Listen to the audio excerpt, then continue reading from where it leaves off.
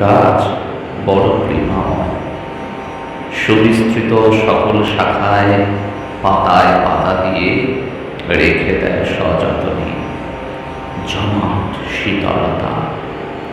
ক্লান্ত আমার দু চোখের, ক্লান্ত আমার শরীরের শীতলতা জোড়ায় ভেবে অথই আগুন এ সুতীক্ষ্ণ সুতীব্রক্তি দহনে যখন। কত কৃপা তোমার, আহা কি সবুজতা! তাই তো জেগে থাকে বিশ্বাস চিরনীরবতায়। আমি চিরকৃতজ্ঞ তোমার বৃক্ষতার কাছে।